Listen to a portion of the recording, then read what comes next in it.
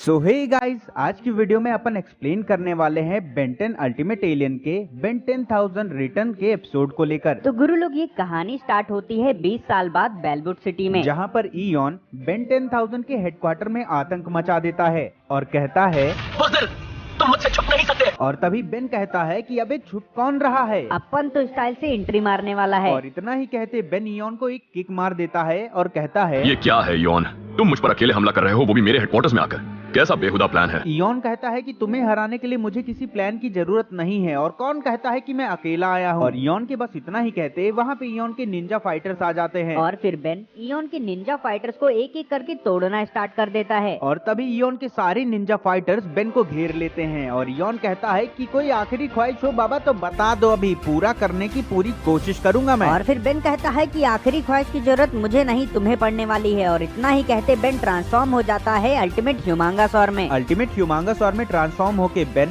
Ion के Ninja fighters को चींटियों की तरह मारने लगता है, और फिर वो ट्रांसफॉर्म हो जाता है आर्टिवाना में। इयॉन के बचे हुए निंजा फाइटर्स को बेन अपने बर्फ से जमा के इयॉन से कहता है कि रुके रहो, अभी और भी एलियंस बचे हुए और हैं। गुरु लोग इतना ही कहते बेन ट्रांसफॉर्म हो जाता है हीट ब्लास्ट में, और बर्फ के बाद बारी आती है आग बरसाने की। और तभी इयॉन बेन से कहता है इतने साल मैंने कई अलग अलग तरह के लोगों से लड़ाई की है, पर तुम्हारे जैसी काबिलियत किसी में नहीं थी। और फिर बेन कहता है कि हम इससे पहले भी लड़ चुके हैं, पर तुम मेरे साथ ऐसा क्यों कर रहे हो। इयॉन कहता है कि वो मैं नहीं था टेनिसन, और मैं अब तुम्हें अपने टाइम रेस से मिटा दूंगा। और तभी बेन गुस्सा जाता है और कहता है कि सिर्फ तुम्हारे ही पास टाइम्स की पावर नहीं है, मेरे पास भी टाइम ट्रैवलिंग की पावर है। और इतना ही कहते बेन ट्रांसफॉर्म हो जाता है क्लॉक वॉक में। और तभी इयॉन की टाइम रेस और क्लॉक वॉक की टाइम रेस एक दूसरे से टकराती हैं और इयॉन तबाह हो जाता है। और जैसे ही बेन इयॉन को हरा देता है, वहाँ पे प्रोफेसर पैराडॉक्स आ जाते हैं, और फिर बेन कहता है कैसे हो पैराडॉक्स, सब कुछ खत्म होने के बाद आना आपकी पुरानी आदत है। और तभी पैराडॉक्स कहते हैं कि अभी कुछ खत्म नहीं हुआ, अभी तो शुरुआत हुई है। और पैराडॉक्स के इतना कहने के बाद एक बार हमें फिर से 20 साल पहले की बेन की टाइमलाइन दिखाई जाती है, जहाँ पर टेनिसन जी का लौंडा ग्वेन एंड केविन के साथ में अपनी कार में गेड़िया मारा करता है। और टीम टेनिसन आपस में बहस करती है कि कितने टाइम के बाद हम एक दूसरे से मिले हैं। और केविन कहता है कि तुम्हारे अल्टीमेट्रिक्स में आखिर में हुआ क्या है। और तभी बेन कहता है कि हो सकता है अल्टीमेट्रिक्स ने आसपास किसी अनजान एलियन के डीएनए को एब्जॉर्ब किया हो, या फिर मैंने इसको वापस से खराब कर दिया हो। और तभी टीम टेनिसन वहाँ पे पहुँच जाती है जहाँ पे अल्टीमेट्रिक्स उन्हें नेविगेट करता है। अल्टीमेट्रिक्स में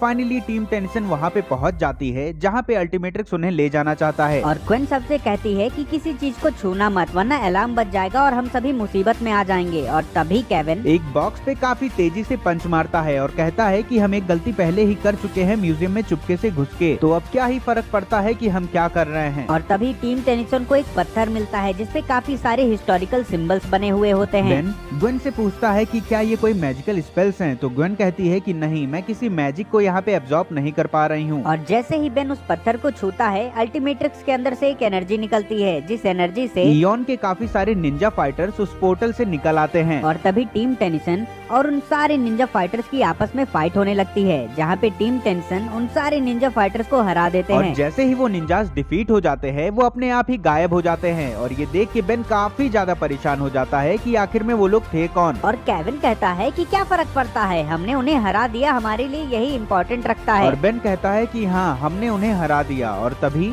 तुम नहीं जीते बेंजामिन। शायद आपने देखा नहीं, बदमाश पूरी तरह से गायब हो गया। इयॉन पूरी तरह तबाह नहीं हुआ है, तुमने उसे सिर्फ अपने टाइमलाइन में से हटाया है। रुकिए, उसने कहा क्रॉस टाइम में सफर कर रहा है, तो क्या उसने मुझे बेवकूफ बनाया? और तुम्हें तुम्हारे ही पास में भेजा ताकि तुम अपना ही सामना करो। और तभी हमें एक बार फिर से अपनी रियल टाइम लाइन को दिखाया जाता है, जहाँ पे ग्वेन उस पत्थर के पास में जाती है और कहती है कि मुझे दूसरी साइड से मैना महसूस हो रहा है। तभी मेरी प्यारी क्वेन उस पत्थर के पास जाके एक सच दिखाने वाला जादू का मंत्र फूकती है और उसे अपनी ही परछाई दिखाई देती है। और तभी बेन कहता है कि ये सारी चीजें तो हमारे बचपन से जुड़ी हुई हैं, पर हमको इस बारे में याद क्यों नहीं है। और तभी उस पत्थर से एक एनर्जी निकलती है, जिसकी वजह से ग्वेन काफी ज्यादा कमजोर होके गिर जाती है। और फिर केविन कहता है कि हो सकता है तुम लोगों की मेमोरी को किसी ने गायब कर दिया हो। और तभी बेन कहता है कि हो सकता है कि ये किसी तरीके का टाइम ट्रैवल भी और हो। बेन के इतना ही कहने के बाद में वहाँ पे टेलीपोर्ट हो जाते हैं प्रोफेसर पैराडॉक्स और बेन 10,000। ग्वेन पैराडॉक्स को देख के हाय बोलती है, और केविन बोलता है आपके साथ ये दोस्त आपका कौन और है। तभी बेन 10,000 के पास में चला जाता है, और उसकी हरकतों के हिसाब से बेन को पता चल जाता है कि ये तो फ्यूचर वाला मैं हूँ। और तभी बेन 10,000 कहता है कि तुम सही पकड़े हो, मैं तुम ही हूँ, पर तुमसे थोड़ा ज्यादा कूल हूँ। और तभी केविन कहता है कि मैंने तुम्हारी तुम्हारे बारे में सुना है, तुम फ्यूचर से आए हो ना? और तभी बेन 10,000 कहता है कि नहीं, मैं एक अलग यूनिवर्स का बेन हूँ, पर मुझे वो याद है जब हम छोटे थे और फ्यूचर में गए थे, पर वो काफी ज्यादा बोरिंग था। और तभी बेन खुश होकर कहता है कि तुम मेरा फ्यूचर हो। वहीं पे पैराडॉक्स आके कहते हैं हाँ फ्यूचर तो हो, पर अगर बीच में कोई गड़बड़ ना हुई तो। क्योंकि गुरु लोग एक बहुत बड़ी प्रॉब्लम आने वाली है, इसी वजह से मैंने कुछ टाइम के नियम्स और कानून को तोड़ दिया है। और अगर इस होने वाली अनहोनी से तुम बच जाते हो तो तुम्हारा फ्यूचर बहुत ही ज्यादा ब्राइट होने वाला है। और तभी बेन कहता है कि क्या हम मुसीबत में हैं? बेन के इतना ही कहते बेन 10,000 फ्यूचर की सारी बातें बताने लगता है कि कैसे बेन प्रेसिडेंट बन जाता है, कैसे क्वेन इतनी ज्यादा तरक्की करती है और फलाना ढिमकाना। और तभी प्रोफेसर पैराडॉक्स बेन 10,000 से कहते हैं कि इन बच्चों को अपना फ्यूचर खुद देखने दो, पर उसके लिए इनको इस आने वाली मुसीबत का सामना करना पड़ेगा और इससे बचना पड़ेगा। और इतना कहने के बाद ही प्रोफेसर पैराडॉक्स उस पत्थर के पास में चले जाते हैं और कहते हैं कि यही सारी मुसीबतों का जड़ है, इसको हमें अपने साथ ले जाना होगा तबाह करने के लिए। फिर इसके बाद हमें दिखाया जाता है कि केविन अपने स्पेसशिप में टीम टेनिसन और उस पत्थर के साथ में कहीं जा रहे होते हैं। और तभी केविन प्रोफेसर पैराडॉक्स से पूछता है कि आपको पता है ना कहाँ लेके जा रहे हो हमको? और तभी प्रोफेसर पैराडॉक्स कहते हैं कि उम्मीद पे ही दुनिया कायम है। और इतना ही सुनते केविन कहता है आपकी बात तो मेरे पल्ले पड़ती नहीं है, तो चुप ही रहो। और फिर प्रोफेसर पैराडॉक्स कहते हैं कि केविन बच्चे, तुम बुराई बहुत अच्छी कर लेते हो मेरी। फिर केविन कहता है कि आपने बताया था कि कैसे बेन अपने फ्यूचर बेन से मिलता है, पर वो ये बेन नहीं था, तो आखिर में मामला क्या चल रहा है और ये सब हो क्या रहा है गुरु? और फिर प्रोफेसर पैराडॉक्स उन सारी गुत्थियों को एक्सप्लेन करता है। तुमने क्रॉस टाइम में सफर किया,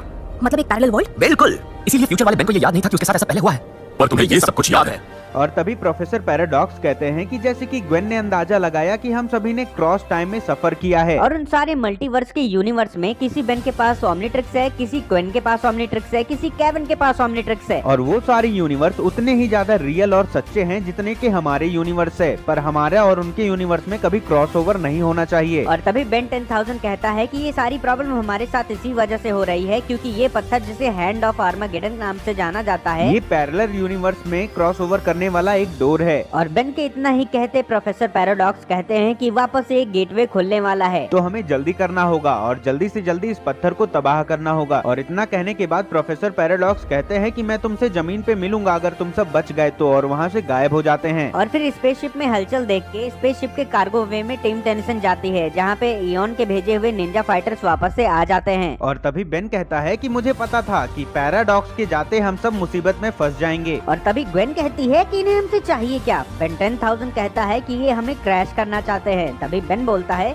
चाहते तो बहुत कुछ है ये लोग, पर कुछ कर नहीं पाएंगे। और इतना कहने के बाद हमारा बेन ट्रांसफॉर्म हो जाता है गूप एलियन में और अकेले ही सारे निंजा फाइटर्स को तोड़ना चालू कर देता है। और बेन को एक्शन में देख के बेन 10,000 से भी नहीं रहा जाता और फिर वो एक के बाद एक एलियन में ट्रांसफॉर्म होके उन सारे निंजा फाइटर्स को तोड़ने लगता है। एक साइड टीम टेनिसन एयॉन के भेजे हुए निंजा फाइटर से लड़ती है, दूसरी साइड केविन अपने स्पेसशिप को चलाता है और कहता है कि मेरे प्लेन को तोड़ना मत। तभी निंजा फाइटर्स केविन के पास में आ जाते हैं और स्पेसशिप के कंट्रोल पैनल को तबाह कर देते हैं और वहाँ से एक के बाद एक सारे निंजा फाइटर्स गायब हो जाते हैं। और गुरु लोग तभी बेन 10,000 बहुत ही धाकड़ और स्टाइलिश तरीके से केविन 11 के स्पेसशिप से कूदकर जेटरे में ट्रांसफॉर्म हो जाता है और जेटरे की पावर और अपनी होशियारी की हेल्प से स्पेसशिप को बिना डैमेज किए हुए धरती पे लैंड करा देता है। और तभी ग्वेन बेन 10,000 से कहती है कि तुमने एक स्पेसशिप को लैंड कर दिया, और बेन कहता है हाँ वो भी बाहर से, है ना ये कूल। और तभी हमारे बेन के मुंह से लार टपकने लगती है और वो बेन 10,000 से पूछता है कि आखिर में तुम बिना ट्रांसफॉर्म हुए कैसे ये सब कर लेते हो। और बेन 10,000 कहता है कि मुझे सालों से ट्रांसफॉर्म होने की जरूरत नहीं पड़ी है जब से मुझे मेरा बेस्ट ट्रांसफॉर्मेशन मिल गया है। बेन के चेस्ट पे अल्टीमेट्रिक्स का सिंबल देख के ग्वेन को पता चल जाता है कि ये बेन अपने अल्टीमेट फॉर्म में है, यानी कि अल्टीमेट बेन के फॉर्म में। और इतना सुनने के बाद में बेन के मन में काफी ज्यादा क्यूरियोसिटी जग जाती है और वो बेन 10,000 से पूछता है कि इसके साथ कौन कौन सी पावर्स आती है। तभी बेन 10,000 कहता है कि टाइम के साथ तुम्हें ये सब चीजें पता चल जाएंगी। और केविन मुंह बना के कहता है कि ठीक है ये सब तो, पर इतना दूर हमें आर्मागेडन के डिजर्ट में उठा के क्यों ले आए? यहाँ पे लूडो तो खेलेंगे नहीं। और तभी सारी कलाकांडी हो जाने के बाद में प्रोफेसर पैराडॉक्स वहाँ पे प्रकट हो जाते हैं और कहता है कि हम यहाँ लूडो खेलने के लिए नहीं, इस पत्थर को तोड़ने के लिए आए हैं, और बताने लगता है आर्मागेडन हैंड का इतिहास। निंजा जियोन नाम के एक जीव के लिए काम करते हैं। वो उस क्रॉस टाइम से आया है जो मैंने तुम्हें अपने जादू से दिखाया था। इयॉन को उस दुनिया के मैंने हराया था जिसने उनके वाले हैंड को तबाह किया था। उस बेन को लगा कि इयॉन भी तबाह हो गया है, पर ऐसा नहीं था क्योंकि वो उस रियलिटी में से क्रॉस टाइम में फेंका गया था।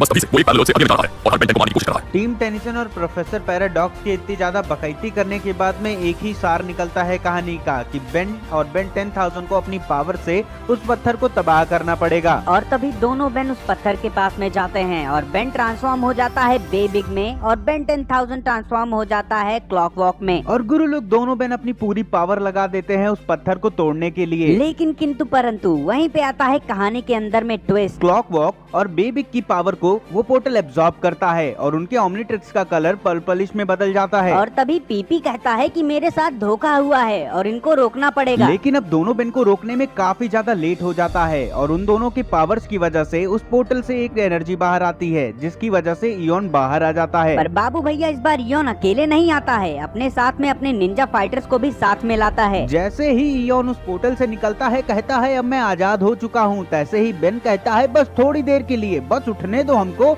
अभी तुमको उस पोर्टल के थ्रू वापस भेजते हैं। इयोन बेन की बात सुन के तिलमिला जाता है और कहता है कि तुम हमको वापस भेजोगे और अपने टाइम रे की हेल्प से बेबिग की पूरी छवि को ही मिटा देता है। और तभी मेरी प्यारी क्वेन अपने मैना पावर की हेल्प से एक शील्ड तैयार कर लेती है और बेन को कवर कर लेती है। और गुरु लोग तभी वहाँ पे बेन 10,000 आ जाता है और कहता है कि इयोन की रे जिस भी चीज को छू देगी वो चीज मिट्टी में बदल जाएगी। तो भैया थोड़ा संभल के रहना। तभी बेन कहता है कि संभल की तो अब इयोन को रहना पड़ेगा और वो ट्रांसफॉर्म हो जाता है स्वयं फायर में। और फिर एक बार वो इयोन को देखता है तो लगता है कि स्वयं फायर थोड़ा सा कमजोर पड़ेगा, तो क्यों ना हम अल्टीमेट स्वयं फायर में ट्रांसफॉर्म हो जाए। और अल्टीमेट स्वयं फायर में ट्रांसफॉर्म होने के बाद टीम टेनिसन और बेन इयोन के निंजा फाइटर्स को तोड़ना स्टार्ट कर देते हैं। और फिर अल्टीमेट स्वयं फायर अकेले ही चला जाता है इयोन से भिड़ने के लिए, जहाँ पे पहले तो वो उसको बलभय कूटता है। पर भैया इयोन भी कच्ची गोटियां खेल के बड़ा नहीं होता है, वो भी अल्टीमेट स्वयं फायर को चकमा दे देता है और अपने टाइम रे की हेल्प से अल्टीमेट स्वयं फायर और स्वयं फायर के डीएनए को अल्टीमेट से ही मिटा देता है। अल्टीमेट स्वयं फायर और स्वयं फायर को मारने के बाद में इयोन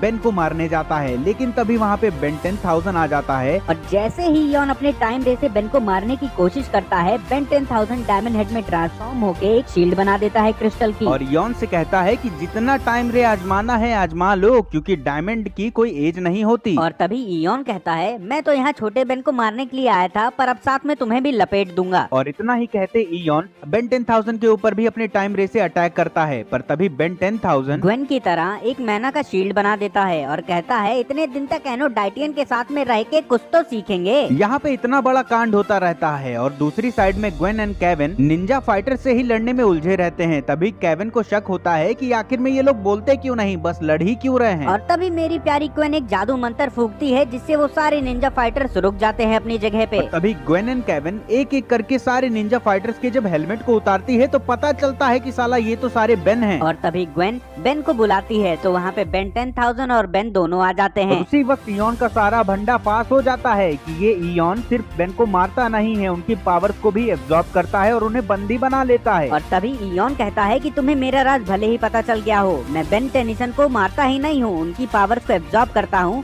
ताकि एक ऐसा टाइमलाइन बना सकूं जिसमें सिर्फ मैं अकेला ही बेन रहूं। और गुरु लोग जैसे ही इयोन अपने हेलमेट को हटाता है सबका मुंह खुला का खुला रह जाता है, क्योंकि इयोन बेन का ही एक वेरिएंट होता है। और तभी वहाँ पे प्रोफेसर पैराडॉक्स यानी कि मेरे प्यारे पीपी आ जाते हैं और कहते हैं कि मैं ऐसा होने नहीं दूंगा। और तभी इयोन कहता है कि तुम रोक पाओगे जो ऐसा बोल रहे हो। फिर पीपी कहते हैं कि हम रोक तो नहीं पाएंगे पर तुम्हारा पीछा जिंदगी भर करेंगे। और तभी इयोन कहता है कि कर लो, उससे ज्यादा कर ही क्या सकते हो तुम। तभी छोटे बेन के दिमाग की बत्ती जल जाती है और वो कहता है कि इयोन तो हैंड ऑफ आर्मागेडन के थ्रू आया ही नहीं, वो तो हमारे वॉचेस के थ्रू आया है। तो गुरु लोग एक काम करो कि तुम लोग इयोन को संभालो, मैं कुछ तोड़ के आता हूँ। बेन के इतना ही कहते इयोन हमला कर देता है टीम टेनिसन पे और छोटा बेन जेटरे में ट्रांसफॉर्म होके तोड़ने लगता है हैंड ऑफ आर्मागेडन के पत्थर को। और छोटे बेन को हैंड ऑफ आर्मागेडन तोड़ते हुए देख के इयोन को लग जाता है कि अब हमारा अंतिम समय आ चुका है। इयोन अपने टाइम ऑफ आर्मागेडन को तोड़ देता है और हैंड ऑफ आर्मागेडन के टूटते ही इयोन काफी ज्यादा कमजोर पड़ जाता है। इयोन की शक्तियाँ उसके पास से जाने लगती है और इयोन पूरी तरीके से तबाह हो जाता है। इयोन के पूरी तरह तबाह हो जाने के बाद पीपी कहते हैं कि इयोन ने जितनी भी कलाकांडी और रायते फैलाए थे, इयोन के जाने के बाद में कुछ ही देर में वो सारे यूनिवर्स में फैले हुए रायते अपने आप समेट जाएंगे। एंड इसके अलावा प्रोफेसर पैराडॉक्स बेन 10,000 को इशारा करते हैं कि जाके अल्टीमेट्रिक्स के अंदर में बेबिग, स्वयं फायर और अल्टीमेट स्वयं फायर के डीएनए को वापस से रीसेट कर दो। और तभी बेन 10,000